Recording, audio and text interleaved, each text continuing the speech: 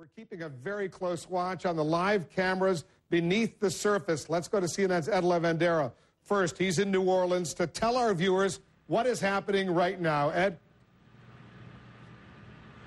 Well, Wolf, I really think the news of this moment is just the visual aspect of this. For almost 3 months, we have seen oil gushing into the Gulf of Mexico. And even though it's very likely a temporary moment here, to be able to see pictures coming from 5,000 feet below the surface of the Gulf of Mexico and no oil spewing out of that runaway well, it is quite a sight to see. But a lot of cautionary tones being struck at this moment, not only from federal officials, but BP officials as well. They say right now we are in the first 6-hour window of the integrity test that is being done. Experts, dozens of them, scientists, monitoring the pressure readings coming to them from inside that containment cap and the blowout preventer.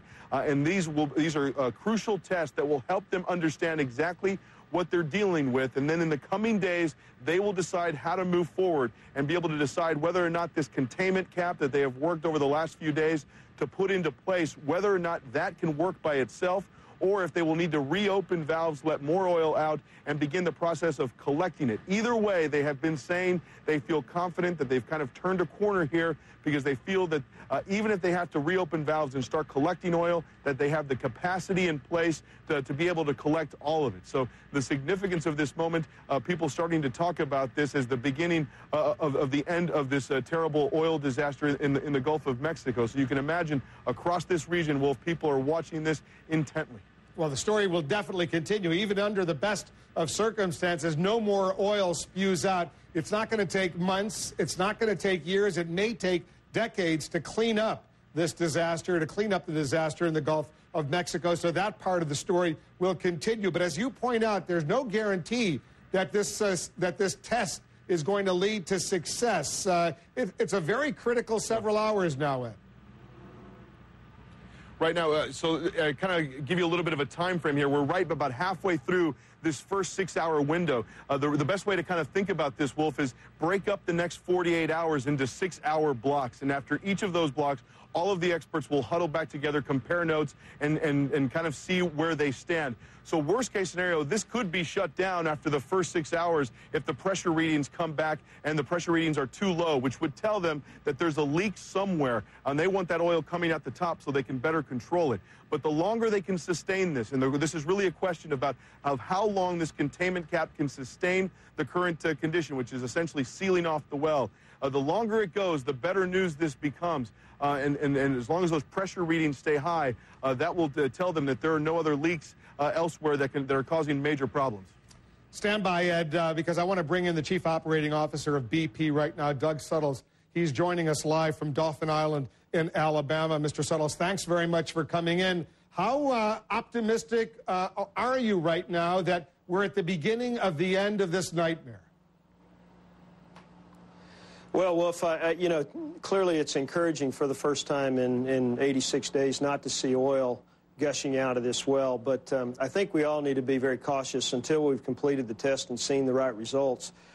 We don't know if this is going to allow us to keep the flow contained until we get the relief well in, or whether we'll have to reopen it. But it's clearly encouraging, but I think it's way too early to celebrate. And it's fair to say, as we've been reporting, everyone's been reporting, based on what BP has told us, no oil right now is spewing into the Gulf of Mexico. This for the first time in 3 months. Is that right?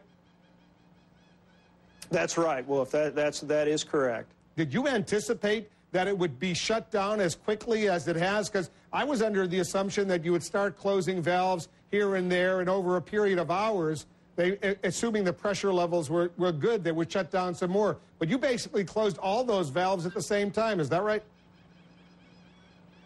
No, we didn't. Actually, we started by stopping production from the containment vessels, so the Q4000 and the Helix producer. After we did that, we then successfully closed the rest of the valves. I think that process took over 2 hours to complete before we finally got the flow completely stopped. So right now, as we speak, what are you waiting for? What are you hoping to see? What are the key indicators that you're looking for?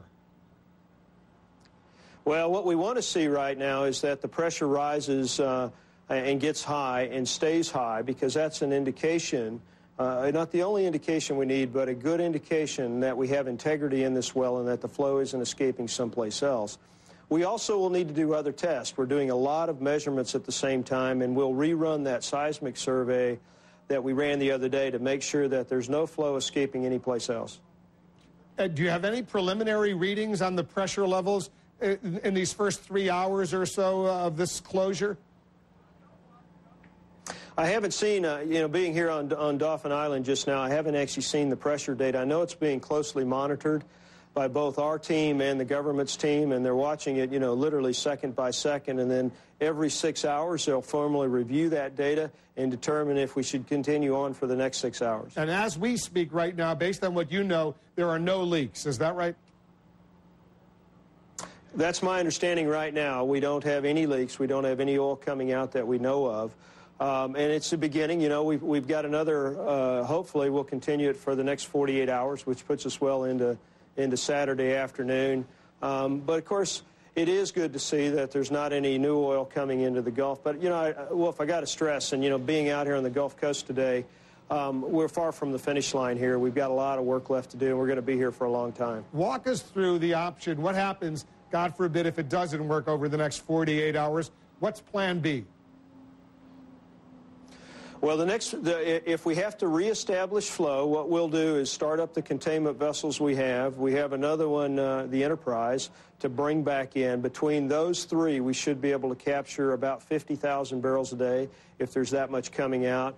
We're also finishing building out the system, and by the end of the month or so, we'll have the capability of somewhere between 60 to 80,000 barrels a day, and we'll have a system which is more robust to the potential of a hurricane.